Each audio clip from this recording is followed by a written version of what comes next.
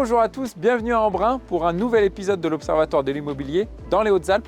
Aujourd'hui, on va analyser le secteur de l'Embrunet en compagnie de maître Olivier Gonnet. Salut Olivier. Bonjour Alexandre. Ça va? Très bien, et toi? Bon alors là, ici, on est un petit peu sur le temple du triathlon. Oui, de l'Embrunman. Le départ de la natation se fait ici. Ok. Transition vélo et puis Ok.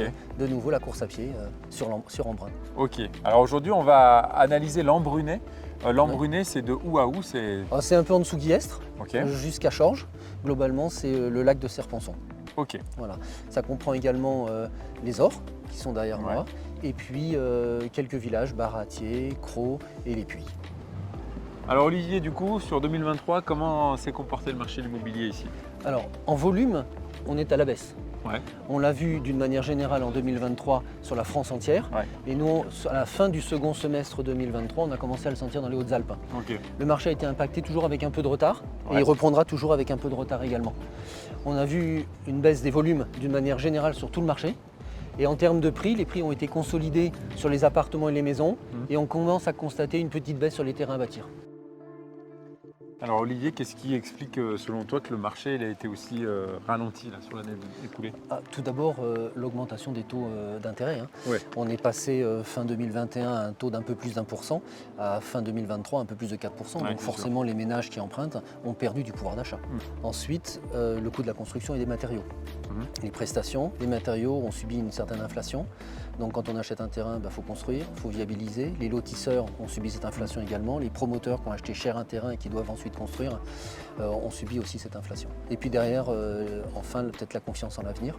Guerre en Ukraine, problème au Proche-Orient. Est-ce que les gens ont véritablement confiance en l'avenir et envie d'acheter une résidence secondaire et voilà, un achat plaisir d'une résidence secondaire? Pour l'instant, ils réfléchissent peut-être. Donc tous ces éléments conjugués ont fait que le marché a forcément diminué en volume.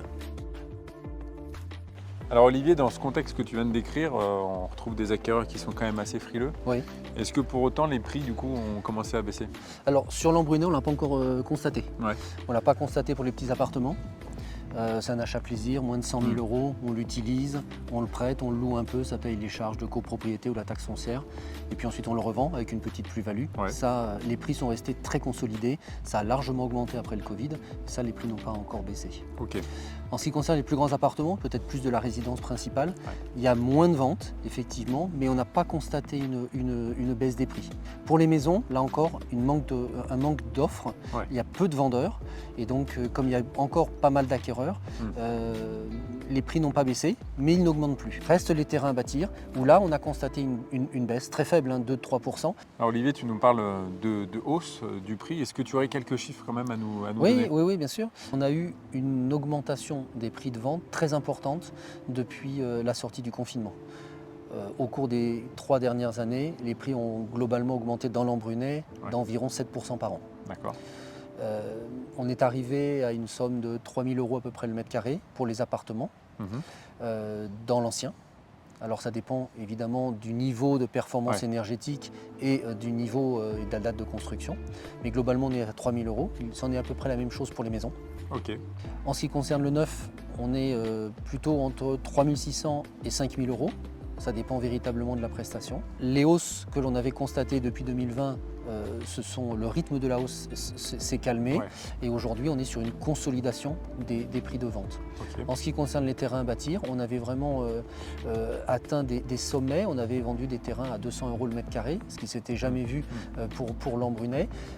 Depuis quelque temps, là encore, les prix, l'augmentation a été stoppée et on a même vu une petite baisse. On est aujourd'hui entre 150 et 180 euros le mètre carré, dès lors que le terrain est viabilisé et bien placé. Alors Olivier, la tendance que tu viens de nous décrire, est-ce que selon toi, elle va se poursuivre là sur l'année 2024? Alors c'est un petit peu difficile de répondre, c'est un peu risqué de prendre position.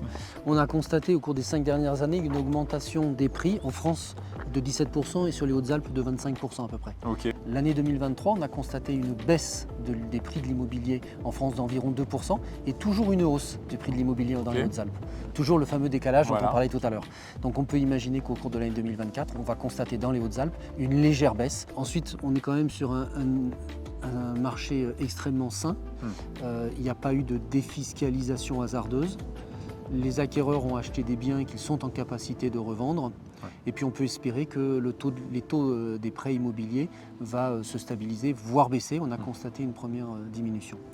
Donc il faudrait analyser les compromis de vente qu'on signe actuellement et qui vont devenir des ventes dans 3 mois. Mais l'année 2024 va être une année calme et on peut espérer une reprise en 2025 sur un immobilier et de loisirs et de résidence principale. Alors Olivier, moi j'ai quand même un petit peu tendance à penser que quand on voit son notaire en matière d'immobilier, c'est toujours un peu trop tard. Hélas, oui. Le bon conseil à donner, c'est d'aller voir son notaire dès qu'on a un projet immobilier. Que ce soit le vendeur ou l'acquéreur, plus tôt c'est le mieux. Ouais. Ça ne coûte rien d'aller le voir, même si le projet ne va pas au bout. Mais au moins on peut se poser des questions pour le vendeur en matière de plus-value, en matière de diagnostic, en matière d'opportunité à vendre. Pour l'acquéreur, en fonction des charges et conditions qu'on veut mettre, qui achète. Est-ce que c'est en démembrement? Est-ce que c'est via une SCI? Est-ce que c'est le couple qui doit acheter? Et puis en termes de financement. Donc plus tôt vous allez voir le notaire, mieux ça sera. Bon, merci pour ce dernier conseil. Et puis merci aussi de m'avoir fait découvrir Embrun. C'est une ville très sportive. Avec plaisir. Bon, en tout cas, j'aurais plaisir à revenir peut-être faire un triathlon avec toi. Et on le fera ensemble. Bon, à bientôt. Rendez-vous est pris alors.